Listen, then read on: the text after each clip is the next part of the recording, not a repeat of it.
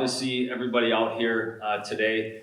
Really, this started about 3.5 years ago when Shakopee had put a bid in to be part of Hockey Day Minnesota. And at that time, Shakopee was trying to introduce mental health with our athletes, just as a way to say that everybody's going through something. We shouldn't be ashamed of that. And so we actually partner with Allie Wagner, and she's a sports psychologist, and she works with about a dozen of our teams. And so, that was kind of the impetus to this, is we wanted to make sure we're working with our teams. If we can bring back something to Hockey Day, we'd like to bring something like that to it. So, again, I just can't thank you guys enough for taking time out of your day to be here. Logistically, bathrooms are just right outside the entrances if you need one of those. And then we do have meals provided by Charlie's and Jimmy John's, so a huge thank you to those guys as well, and I know they will be thanked again as we get started. But similar to probably what your coaches tell you or your teachers, the hope today is that you take at least one thing out of the presentation. So with that being said, I'll let Calvin say a few things, but again, welcome and thank you for being here.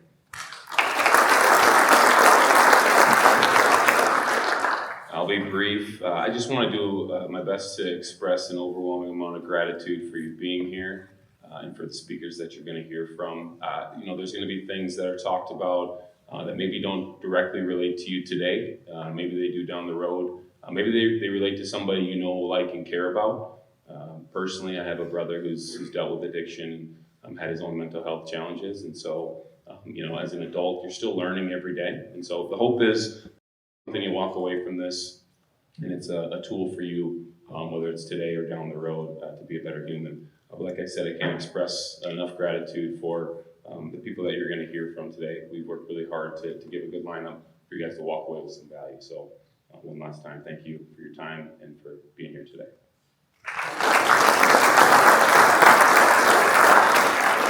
All right, so my name is Soul Ryan, like soul man, soul train.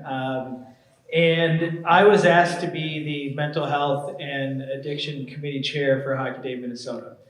And as a small town kid from Northwest Wisconsin, I can just assure you that being a part of something like this and having this incredible panel here in front of you was never on my radar. We started this organization called Recovery Community Hockey, and we partnered with Shine a Light, Paul Martin's foundation, to bring this amazing event to you guys today.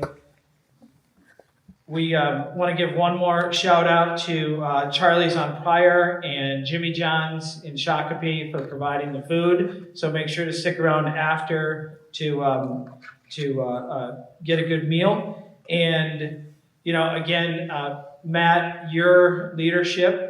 And Calvin, your leadership for bringing this really here, and the entire board of the Hockey Day Minnesota Shakopee Committee.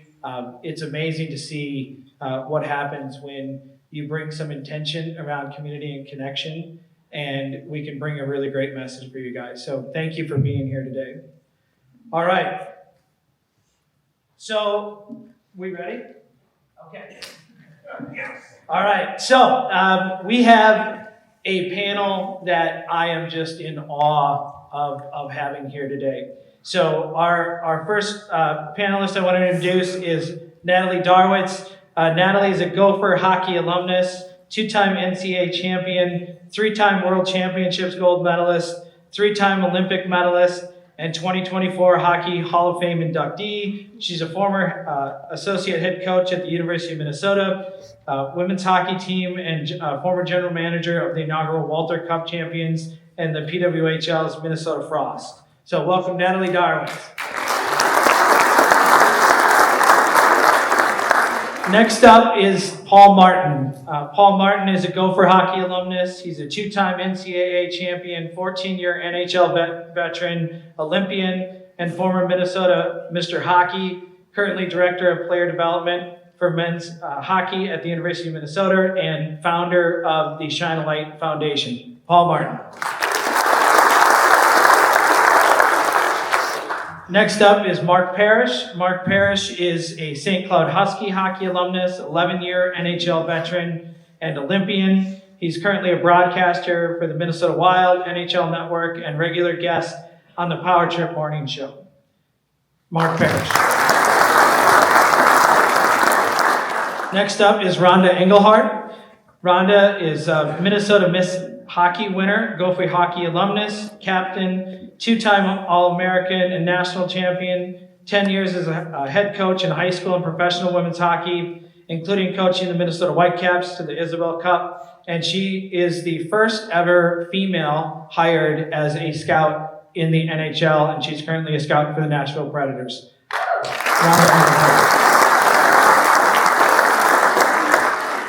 Mark Wick. Mark is a college hockey coach for the past 35 years. He's a two-time NCHA Coach of the Year, currently the mental performance consultant for Minnesota State Mankato men's and women's hockey teams, along with the St. Cloud State men's hockey team, holds an MED and MS in clinical mental health counseling, and is a professional speaker. Mark Wick. And our moderators today, our conversation is going to be moderated by esteemed Carly Zucker, founder of Here We Go podcast, and she's also going to be joined by Dr. Heidi Bausch-Ryan, doctor of psychology and licensed psychologist. Let's welcome our moderators.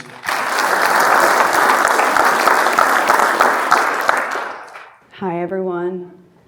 It's so meaningful and special to see you all here today, and I just have a full heart to be here with you for a multitude of reasons. I think the piece that really speaks to me is a psychologist and somebody that also has lived a journey with mental health and recovery. Just having this conversation with you all in this sort of setting is, it fills up my heart. So thank you all for being here today. And we want you to know that the most, I would say, meaningful takeaway from today is that the conversation we start here, we carry forward. So we're going to bring our authenticity, our genuineness with you all, because we truly care about how you are experiencing today's conversation, how you might take it from here as well. So feel free to lean into where you're at with mental health and addiction and wherever you are in your journey, and know that we're going to join you there in our conversation with you all. And we'll be here a little bit after. So a few of us folks will just stay and hang out, and would love to carry on the conversation with you. So I want to start with that tone, and then also just share with you this gift and the honor that I have to share the moderating role with Carly, because there's just this beautiful connection that you create when you share authentically with each other, and I feel that way with Carly, and so to just be in the stage with her is just super special. So just know that we're going to come with that giddiness with you all as well. I'm going to maybe make some abrupt noise here for a minute because I think we need this off. There we go. And we're going to kick it off with what brings us all here with you all today. So what is our why? And I felt, Carly, that you might be able to start the conversation in a meaningful way, sharing about what made you join within today's journey. Hello, everyone. So again, I started the Here We Go podcast in November of this last year. And it was because I was going through a mental health journey later in my life, from a lot of childhood trauma, from a lot of issues that I had had. And the healing I didn't do when I was younger was starting to affect me later in life.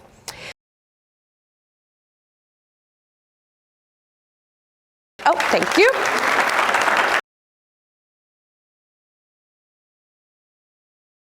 Mental health is extremely important to me. And so I remember going through it and thinking, you know you're not alone, but you feel like you're the only one going through it. It's a lonely experience to have mental health. And I wanted to hear somebody else tell my story, or I wanted to hear somebody I could relate to. So I started the podcast, Here We Go, to open up the conversation. I was very vulnerable in my experience and what I had felt, and also having guests on. And then we try to help if you need it. And so again, it was a lot about connecting with people and trying to create a space that is safe and open to talking about mental health. Because I think something to note too is, even if you may not be going through it or you feel like it doesn't connect with you, you may have a parent. I have a 14-year-old daughter, and she has a parent with mental health and addiction issues. And you may have a parent, you may have a sibling, you may have a friend. And so the different ways that you can connect to it, it doesn't necessarily have to be you. And so I wanted her to learn more about it, not to be scared of it. Because I think mental health can feel scary. And instead of feeling scared of it, we educate and we learn more about it. So that was the big reason why I wanted to be a part of today, and why I also started the Here We Go podcast. Are we going to kick off? Yeah. I will ship. The why you're involved. My why is because I don't want to have anybody here have to go through what I went through for 30 years with my depression and anxiety and hiding it and the weight that brought along with it. I'm a lucky one to be here today. And I don't want anybody else to have to suffer in silence like I did, and to hopefully realize that there is help out there, and to shine a light on that. And we're not going to solve all the mental health issues today in this 1 hour, but hopefully, like they've already said, it starts the conversation. And the more we talk about it, the more we normalize mental health. So that's my why.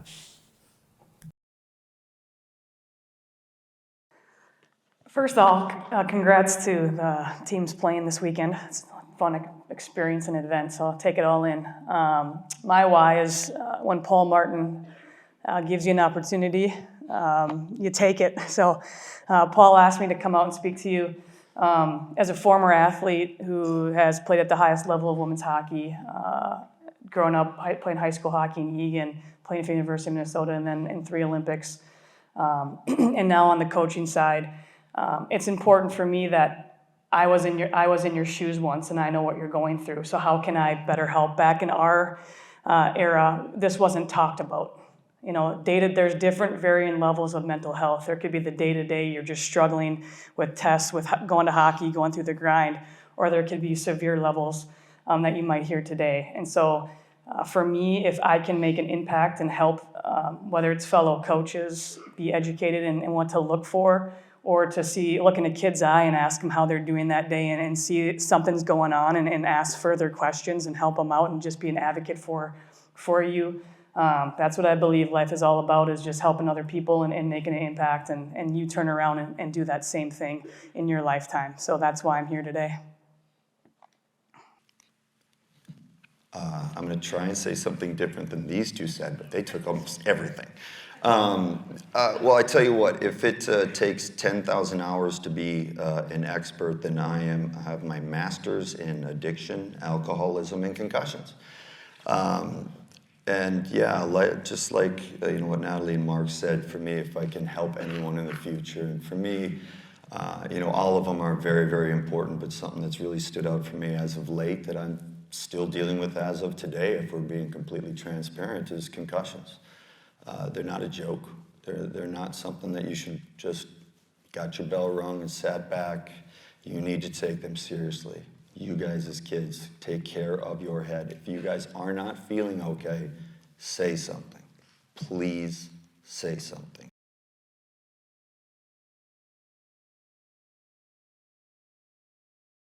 He just told me that was coming. But excited to be here. I think it's too important of a topic to say no to.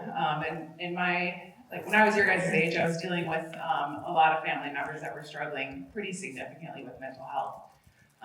With ultimately the one who was the strongest in my life, my dad. He actually died by suicide. So it's an important thing to talk about. We all are impacted different ways, big or small, it doesn't matter. Talking about it, getting help, working through it can have a huge impact positively or negatively. So that's why I'm here. Thanks, Rhonda. First, just grateful to be here, and thanks for coming. I can see the looks on some of your faces. You're deciding if you'd rather be here or back in class right now? No? Oh, no school? Okay, well, that's great. Now you're probably wishing you were outside doing something, but thanks for coming. And to this panel and the moderators for doing this.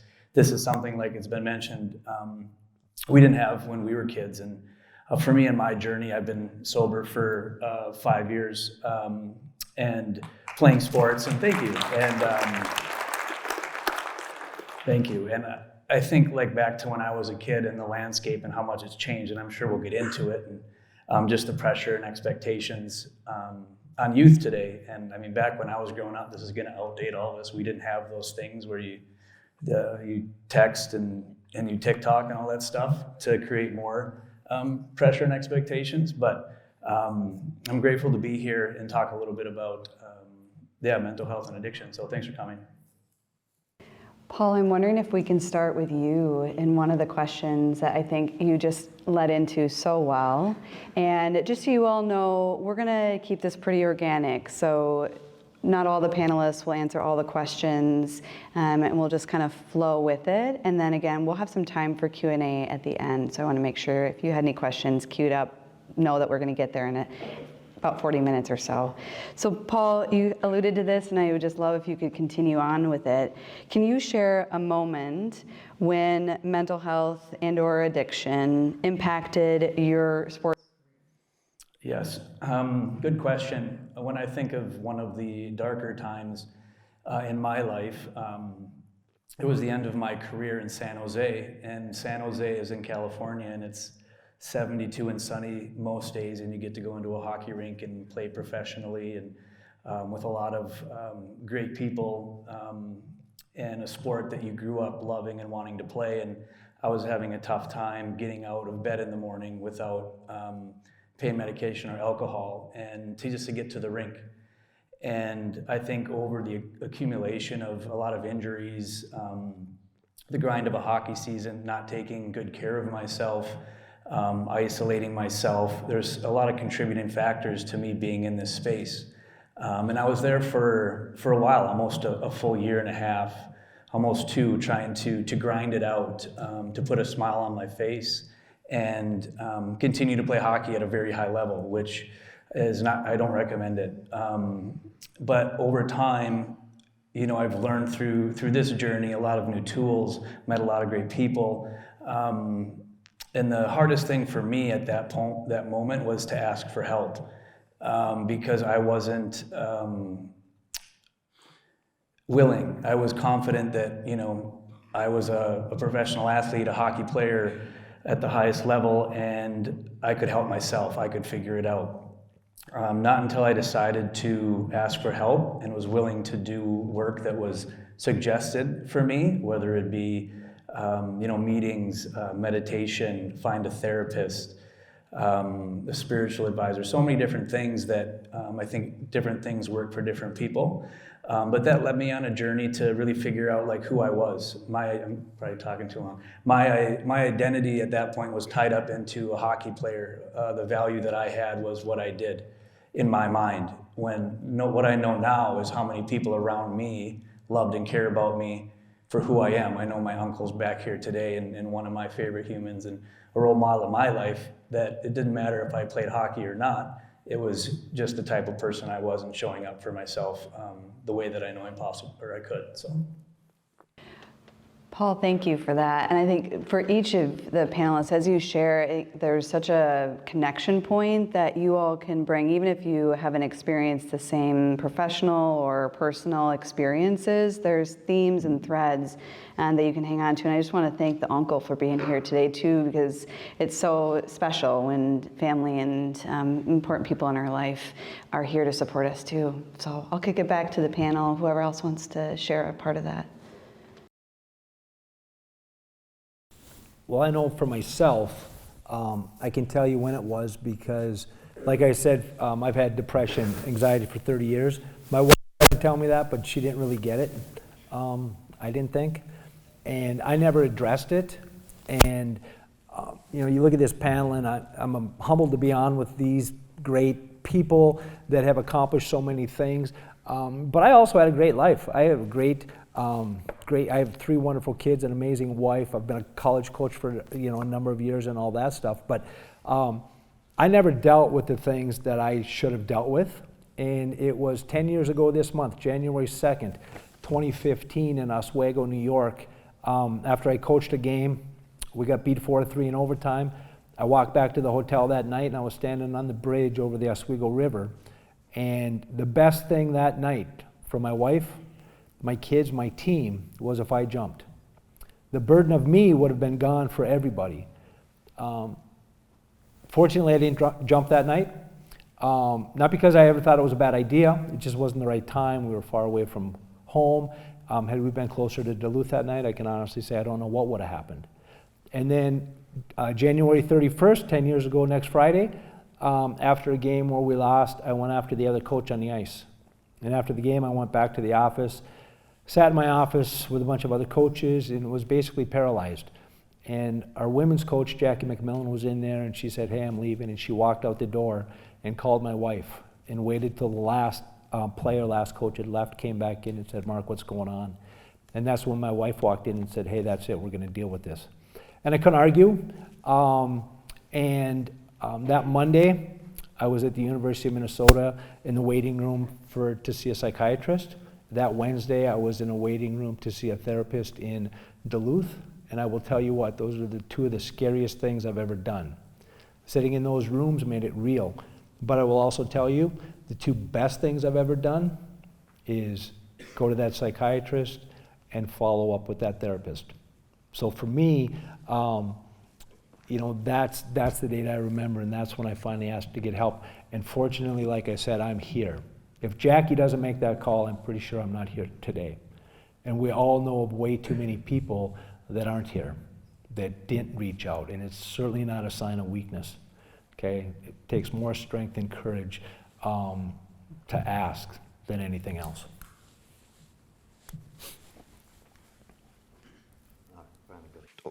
There we go. It's on.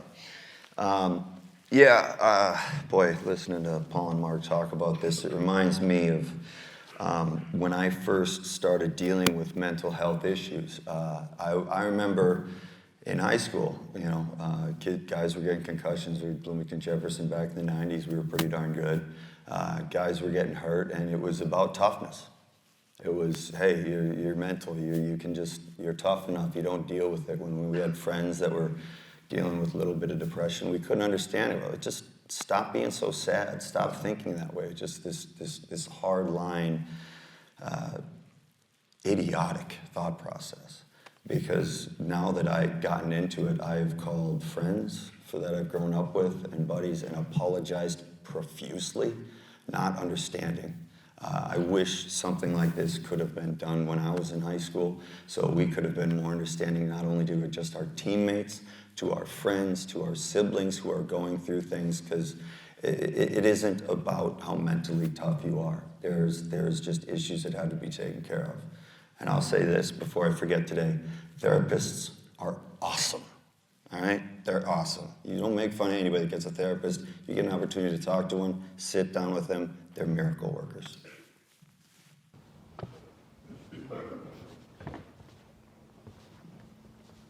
That was just music to my ears, Mark and Paul. Oh my goodness, it's so wonderful. I just have to say too, as somebody who gets to work with folks, it's truly an honor and a gift to walk along the journey with you all. So always feel free that we're here with you and we're here for you.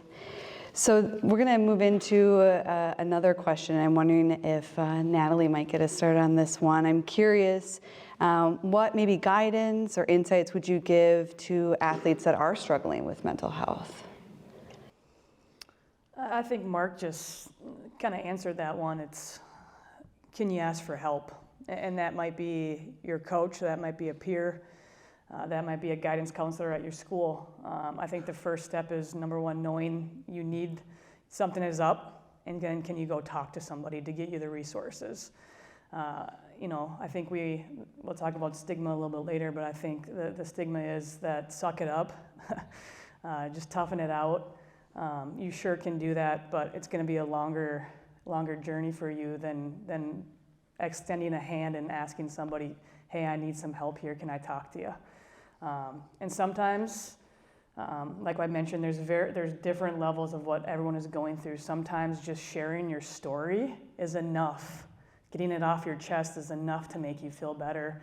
And if it's not, that's the first step, and you're going to take the second step by the resources and help and the guidance that those people can give you. So, you know, you're not weak, you're not a sissy for going to your buddy and saying, hey, I'm just not having a good day. Can you be a good friend to me and do X, Y, and Z? There's nothing wrong with that. And I hope this day and age, by this talk, we destigmatize all that, and especially in the tough world of hockey that we live in.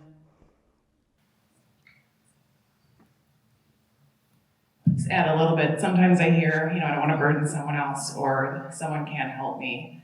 But I will say talking helps tremendously. I'm lucky enough to work with athletes your age and older. On the mental side of the game, it's my passion, of course. And I work a lot with males. Males, when you guys start talking, it's amazing what happens. You guys make tremendous growth. I'm sure the males up here can attest to it. It helps to talk, it helps to work through what your thoughts are, because your thoughts will create your beliefs, and your beliefs will create your behaviors, which again gives you your results, and we're all out there with some results. So talk to someone. Don't ever go through anything alone, big or small.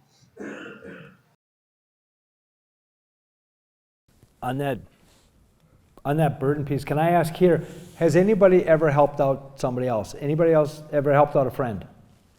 Okay. After you've helped somebody out, how many of you, by helping somebody out, have felt better after you helped that person out?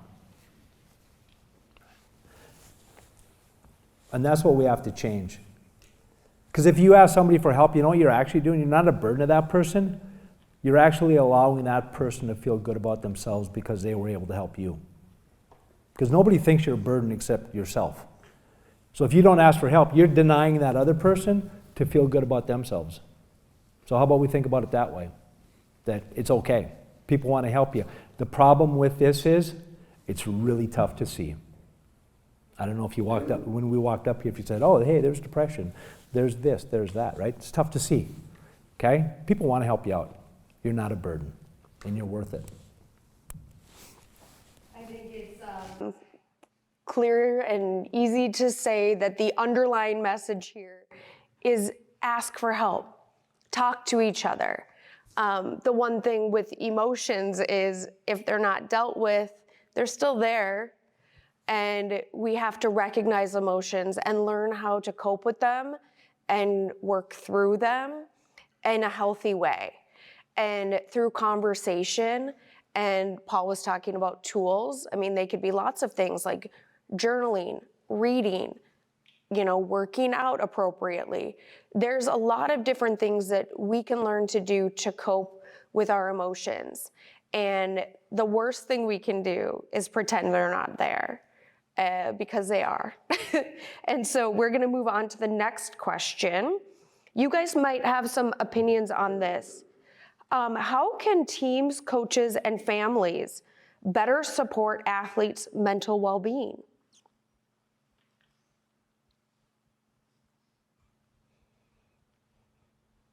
Paul. I'll just pick one out. Yeah. You're welcome. Thanks, Carly. How come? Hello, got me? All right, thank you. That's a really good question. I think we talked briefly about the changing in the landscape of what it was when we came through high school and college. And I think the good thing is more people are talking about it.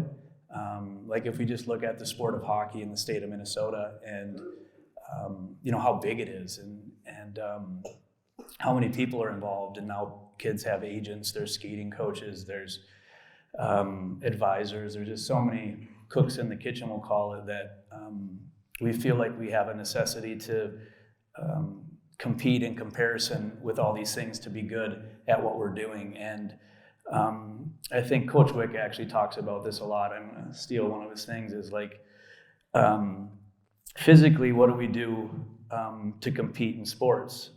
We work out, right? We train, we lift weights, and when we get hurt, where do we go? We go to a physical therapist. We do physical therapy and training to get back into shape. And when we don't talk a lot about the mental side of the game, which Rhonda spoke about what she does. And 2 years ago, working with the Gophers, we had a couple guys that through COVID really were struggling and didn't even want to play collegiate hockey anymore on some level, which to me would seem crazy to people.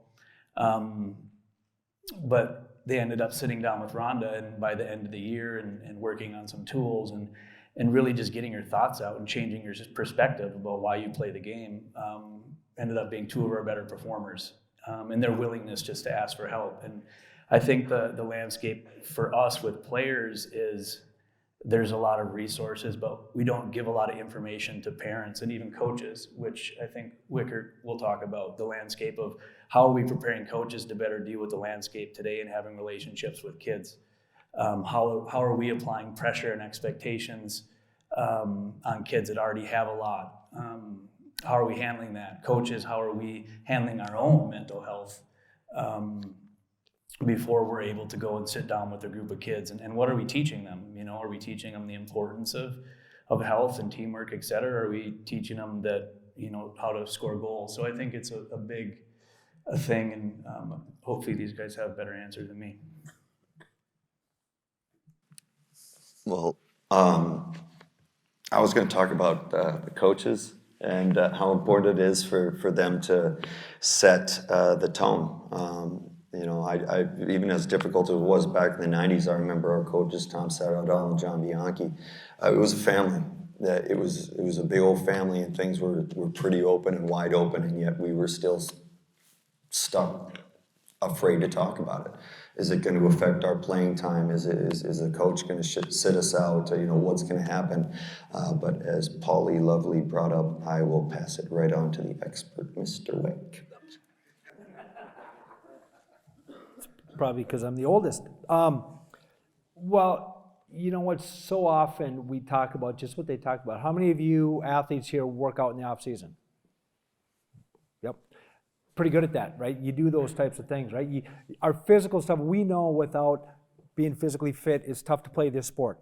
You're all physically great athletes, okay? But we also talk about how important the mental part of the game is. What do you do for that? Do you work on that part of it? Coaches, do you incorporate that part in your game? Parents, do you talk to your kids about that part of it besides just, hey, did you get your lift in today? Did you work out today, right? We need to do more of that on the front end, right? Because how many here took swimming? Anybody here ever taken swimming lessons? Did you take them while you were drowning? That's not a good time to take a swimming lesson, right?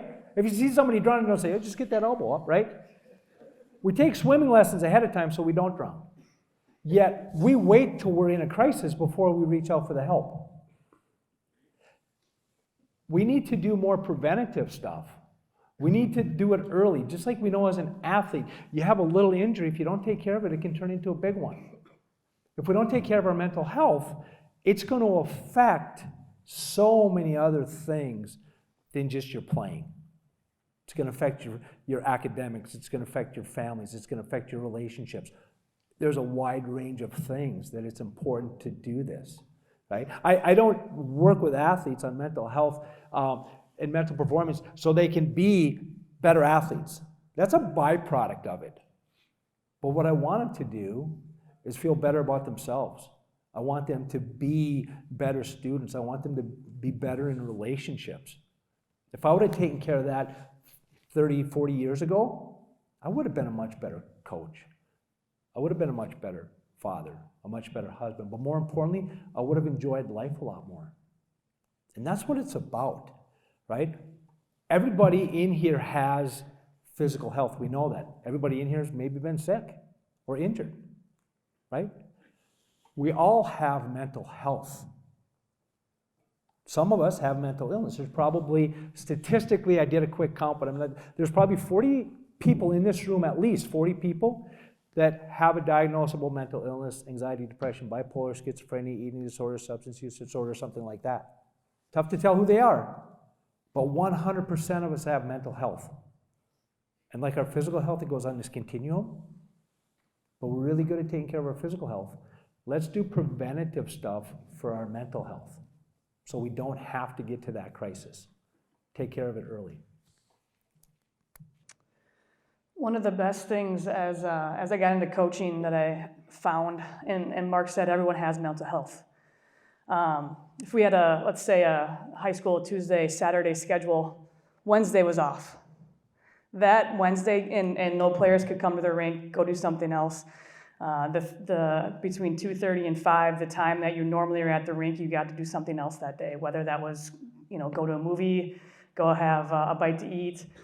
The next day was always our best practice because they got that day off to do something that they weren't able to do because we're in season for so long and stuff like that. They got to take a deep breath, re-energize, spend time with family, friends outside of hockey.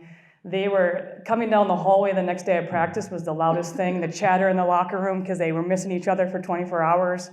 We would usually have the best practices that next day after the day off. That was one of the biggest things as a coach I found. Given the right timing of our schedule, of course, with games, to give the players a day off was huge. So just a little echo off of coaching there. I think you guys have really touched on a little bit of the balance, finding that balance between mental health and the pressures of competition.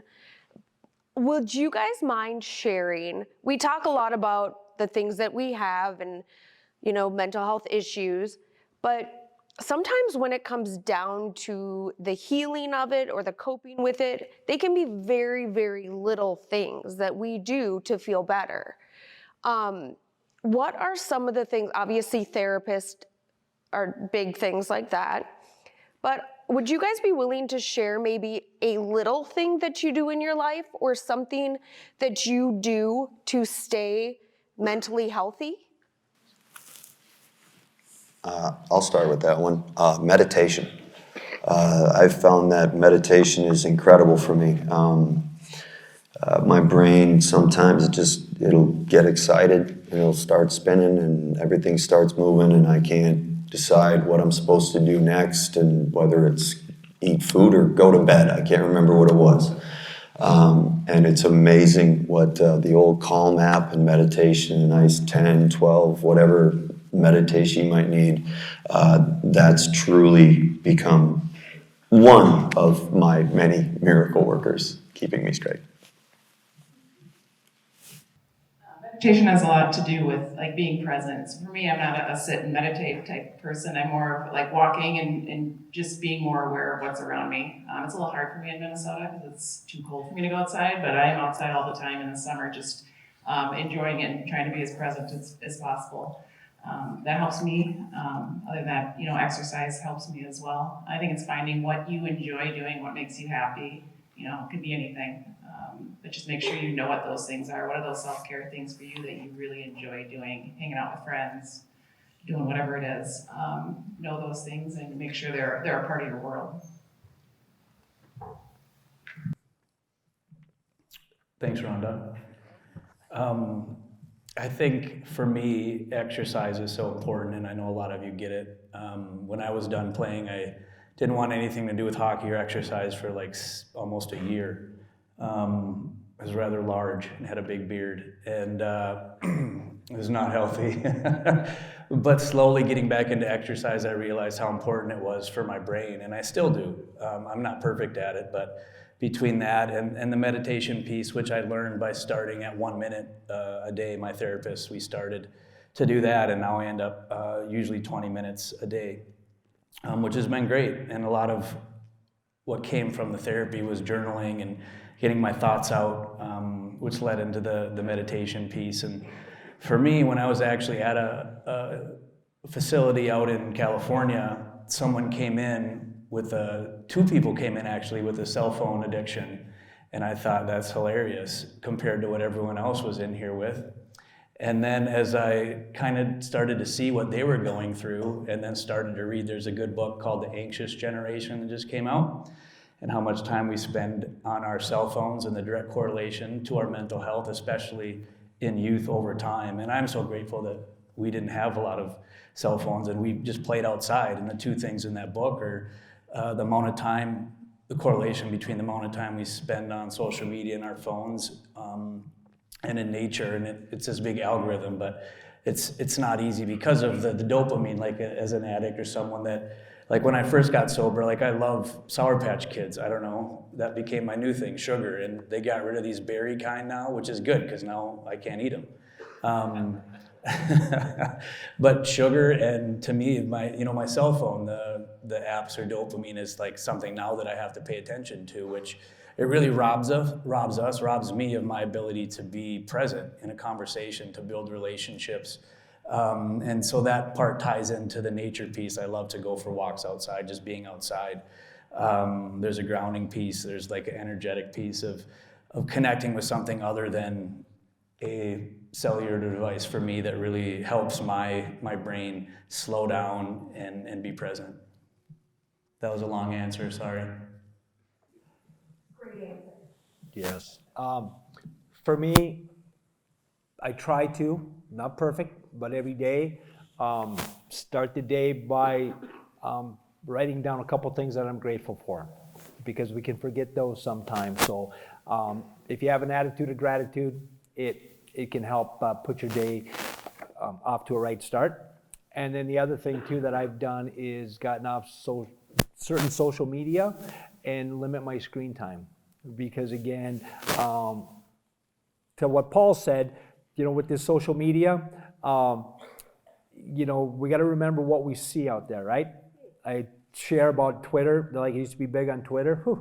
I was big. And we see this stuff, right, where people, they all post, maybe some of you have posted this, woohoo, first high school goal, right? You got a picture with the puck, it's a big celebration, first NHL goal, that stuff, right? My favorite tweet, I don't know if you guys have seen this one. I love this one. Every year it comes out, but I'm off Twitter, so I don't see it now. But the tweet with the puck there, woohoo, -4, 6 minutes ice time, benched in the third. See that tweet? I know we don't tweet that stuff, do we? We don't tweet when things aren't going well. A lot of that social media is a 365-day Christmas card, telling you how great everybody's life is. They're telling you what they want you to see. And we can start to believe that. And then if we're in a bad spot, that can put us down that rabbit hole, right? So again, to limit those types of things and understand and take care of yourself first. I think, former athletes are routine driven. So Mark and I are on the same page. Every morning I have a routine. I have a 5-month-old puppy at home. So it's wake up, get her out, make sure if the kids are still sleeping, we go on a walk. Like Paul, I live near Prior Lake, so the lake's frozen, so there's nothing better than walking on a frozen lake in the winter with your dog, being out in nature, not having to obey crazy people driving on the streets and all that stuff. Get home and depending on where the kids are, I wake up, get them up and whatever. I have a journal and I have it listed 1 through 10 and I write down 10 things I'm grateful for. And I usually do what happened yesterday. So I'm grateful for my kids and house, and then you'll have, important things that happen that day that you're grateful for. And just to get in that mindset right away, because it's easy to go, it's cloudy out. I don't feel like going to work today. I don't feel like I have to go to the grocery store. You get in that mindset right away, the things that you're grateful for. It does something to you on the inside, and it makes your day get off to a really great start. So I so concur with that. When I embrace that gratitude, I have a little bit more of a joyous presence. I am more open-hearted to people I am with, and it means a lot. So thanks for bringing that. As we near a little bit to the end of our conversation before Q&A, I'd be remiss if I didn't make sure that this is part of the discussion. So I'm a person in long-term recovery. I got sober at age 16. And I'd love if anyone on the panel might be open or willing to talking about how we can destigmatize addiction or substance use concerns, whether with athletes or adolescents or anything across the age range, wherever your heart is pulled to share.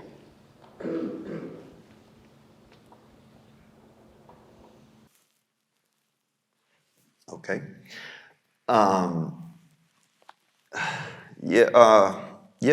I've been Let's see, to look back at my gorgeous wife back there, but I would guess I'd have to say I struggled with painkillers and alcohol for about a little over 10 years. I've been sober for 4.5 years. Thank you. And, you know, the stigma, man, I've got a parish family fund that's working on mental health and ending and knocking out the stigma. It's so easy to say that we want to knock out the stigma, but how do we actually do it?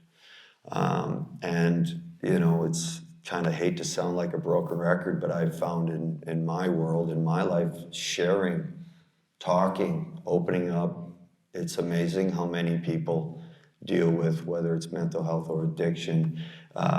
You guys are young, you maybe not know yet, but kind of going along with what Mark Wick was saying, by the time you're close to 50 years old, you're gonna have all kinds of friends. You're gonna have a family member, you might have a sibling, you're probably gonna have good friends, you're gonna have multiple people through your lives, hopefully not you guys, but through your lives that are gonna go through these things.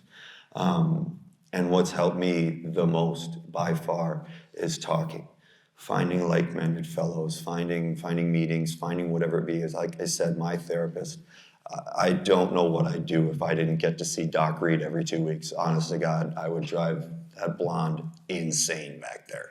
And you know, so it just goes back to it in me, for me, it goes back to that courage of bringing it up. And therein lies the problem. Why do we have to have courage to bring something up? If we break a leg, if we sprain your shoulder, you do whatever it is, you got no problem complaining about how bad it hurts, right?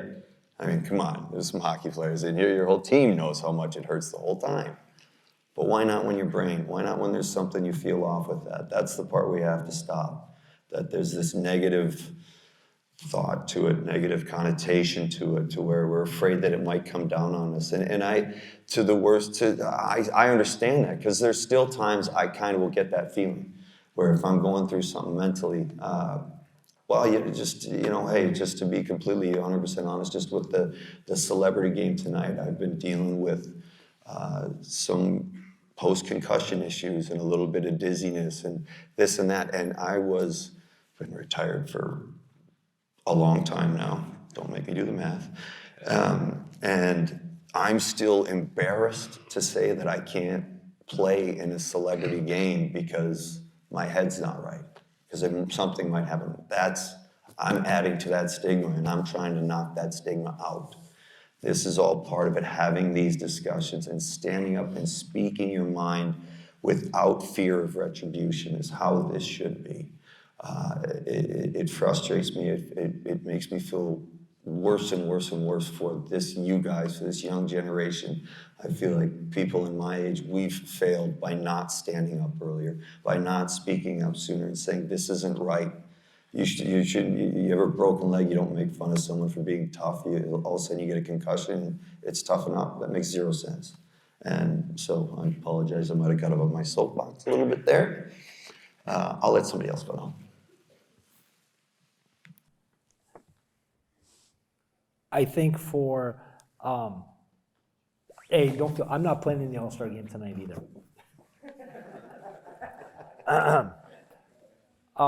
This isn't a choice.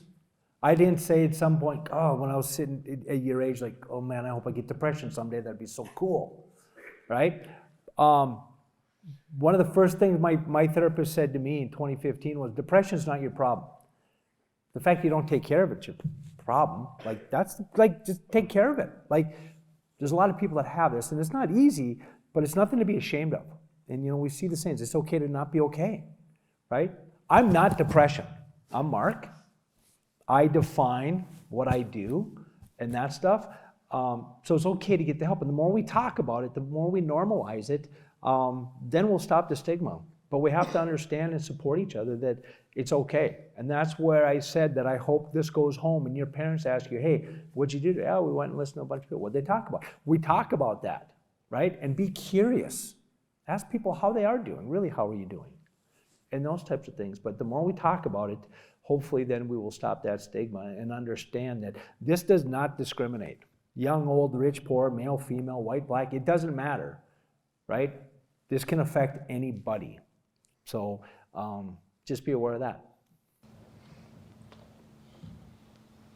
Natalie, I wonder if we can come back to you, because you had referred earlier to something that we might be able to do to destigmatize or just reduce stigma around mental health in sports or just in general. I had such a curiousness when you referred to it earlier. I'd love to hear what you think. I don't have anything mind-blowing, so I think it just starts with each of us to when something happens and you hear, oh, it's mental health again, that takes one person to just go, hey, let's not do that, or maybe it is something serious. We don't know the story. It just takes that one thing to have somebody else think about it a little bit more before they say it. There's plenty of times in the last 5 years, being in coaches' offices and being around, and a player is missing practice, and they got to get mentally tough. I think we need to stop those cliche lines. So again, I don't have anything earth-shattering, but I think it just takes that one person, and then it multiplies, and then it multiplies, and all of a sudden you got that compound of people that you make a change. And I think it starts with that. So it starts with all of us getting educated and understanding and having compassion, and being good human beings, and hopefully you can rub off on the people that you sit next to. Well, that was profound to me and what I needed to hear, so thank you. Before we open up to audience Q&A, any final thoughts on the panel? Of course, I always have something to say. One thing that I want to make sure we remember is, and I ask everybody, I think one thing that we need more in this world right now is more kindness. And you don't know what the person next to you is going through, so please be kind to one another, because that may make the difference in their day, okay? But more importantly than that, please, please, please be kind to yourself.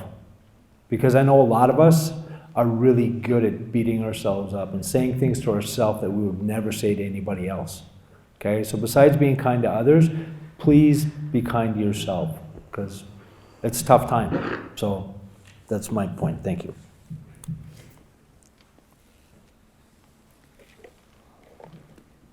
I would, one thing I guess I would like to add is just being around a team and discussing about how difficult it is to spot from your friends and teammates. And that's where it's being a good friend and a good teammate.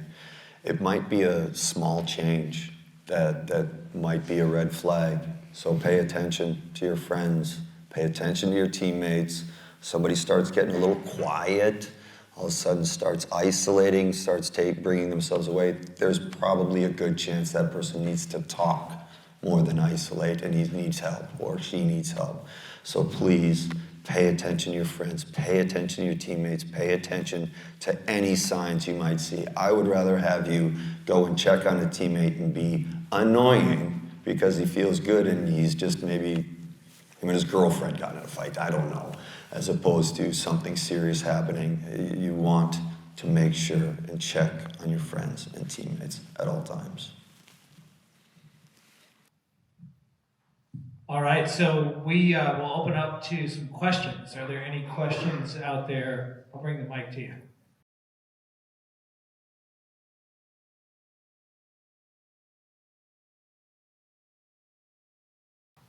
Thank you. Mark, you just spoke on this a little bit, so I'm curious if others can kind of elaborate on this. I have a 9-year-old son who has significant mental health issues, and he plays hockey, so I'm wondering if you can talk a little bit about being a good teammate to someone who struggles with mental health, because it makes him a very difficult teammate at times. So specific ways that you can support a teammate who might have medical or mental health issues that are quite visible.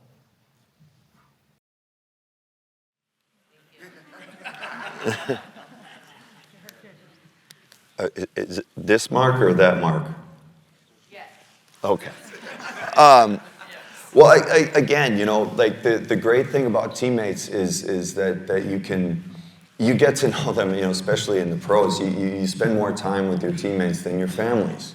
So you truly get to know them for times or there's a span of time where you kind of know what's going on with them better than you know with your family. And that's why I say, you pay attention to the little things. I found it easy when it was like a line mate or somebody that I knew really well and I knew their body language. And that's something that I've studied, and it's too bad I have no patience for poker, because I'd probably be an incredible poker player with the way I'd studied body language my whole life. But like anything that's off, all of a sudden there's jokes. I was kind of known for having a lot of fun, good and bad. So I was lively, and I would always pay attention to my teammates, and I'd go in there and kind of play some jokes. I was always going to have fun. I don't care how hard the coach was going to be. I don't care how hard the practice was going to be. I was going to have fun, because after all, we were playing a game for a living. But I truly did love to study that, so I could pick up on it a little bit quicker than others. But there's signs. If you know your friends enough, you'll see all of a sudden, you'll see the head down, the depressed, the just kind of pulling away and isolating themselves. There's a lot of little signs that I've seen along the way. And I even remember too, when I was dealing with some issues, playing here in Minnesota, and I had a lot of teammates, I wasn't in this right state of mind to pick up on it. But they were really concerned, and they were talking to me, and they were pulling me aside. I wasn't in a place to hear it, unfortunately, at the time. But yeah, it's just like winning and losing a hockey game. You got to learn from your teammates, lean on your teammates. It's hard. I wish there was a cut and dry, black and white way, but it truly kind of adds up to being a bunch of little things. But if there's any kind of change in a personality, that's a pretty good red flag. I think the other thing is that I encourage parents, teammates, everybody, and I can't tell you what to do to do better, but I'll tell you what not to do, because that's usually what I did. And we're really good at judging. We're really good at punishing. We're really good at pushing aside. We need to be, again, like I said, more curious. Ask why.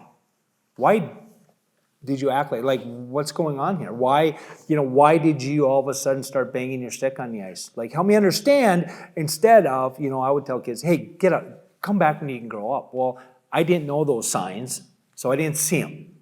And to be more curious. And when we're more curious, then we can better help and support each other. So your coaches, the teammates, be curious on, why is he acting like this, or what is he doing? Because doing the best he can, probably, or maybe that's his cry for help, and it can help. So be curious and ask why.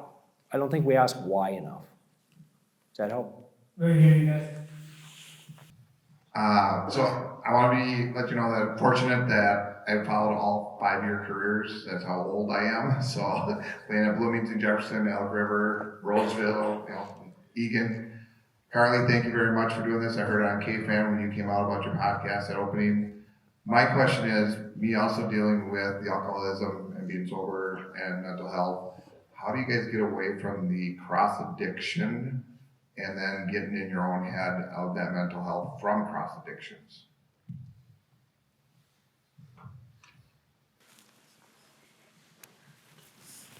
Okay.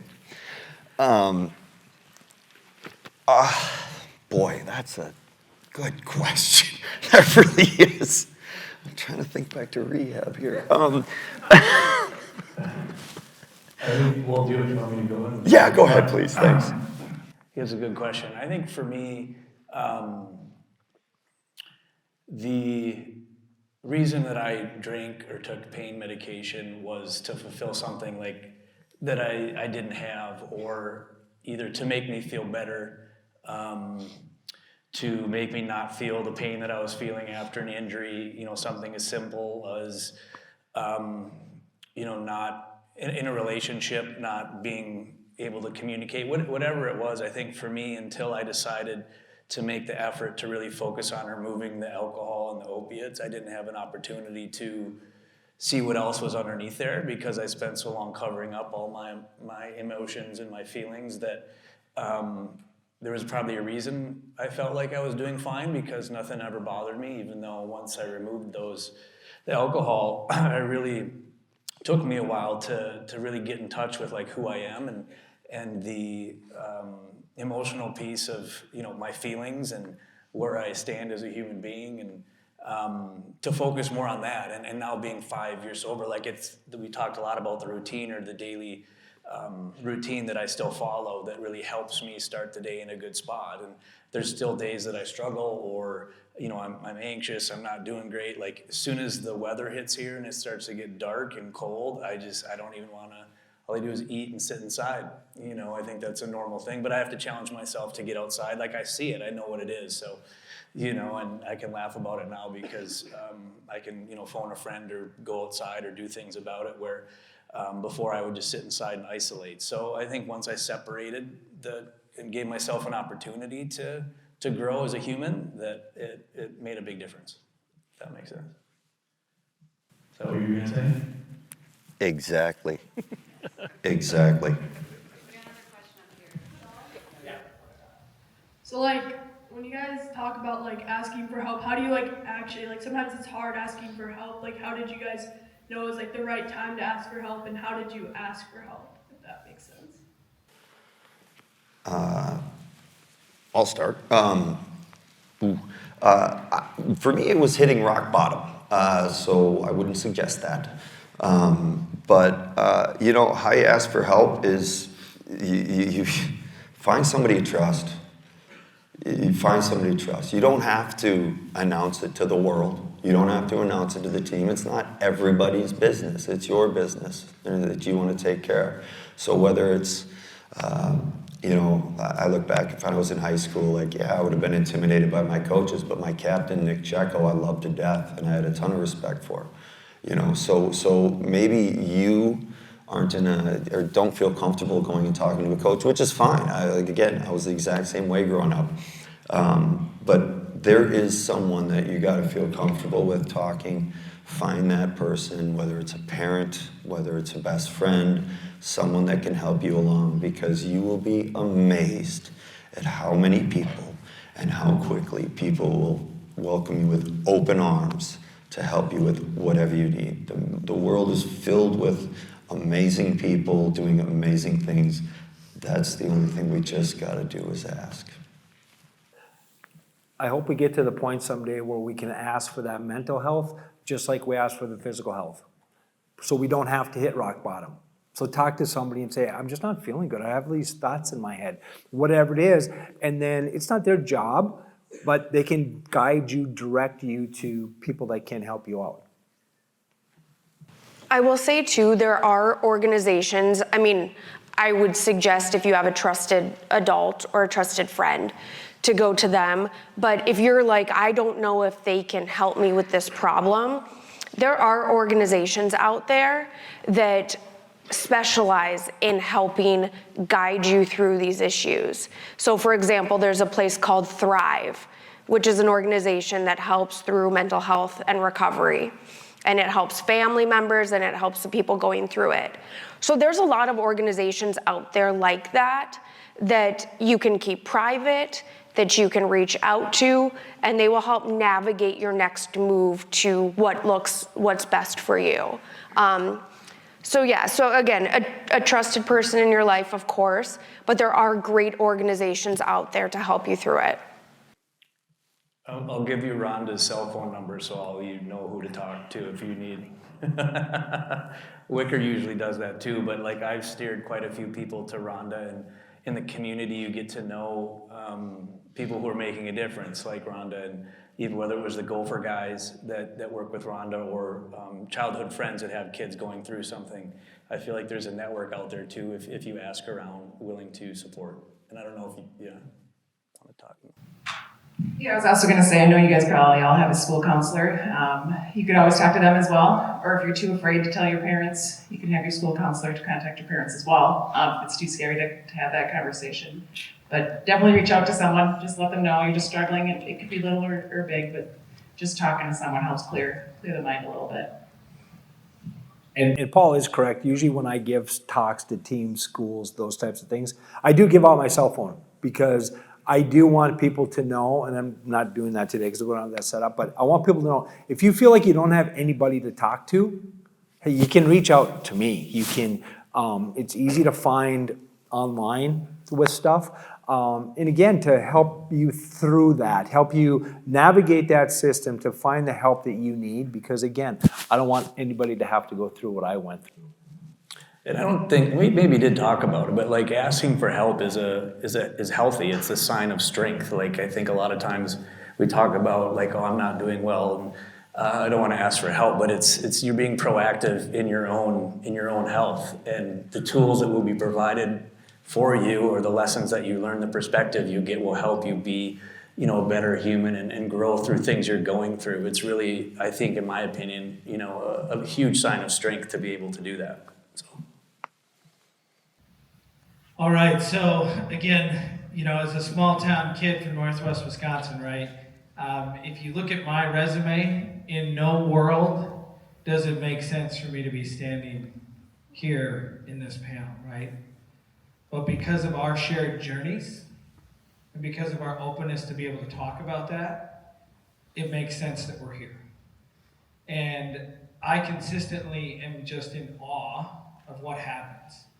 So I encourage you, you've asked some great questions, you've heard some amazing stories here. You guys have helped smash the stigma.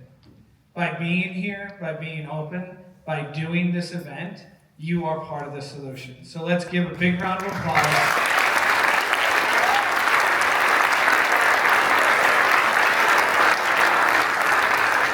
And again, a big thank you to Carly. Let's give Carly a big round of applause. And again, a big shout out to Matt Hansen and Calvin Simon. Thank you.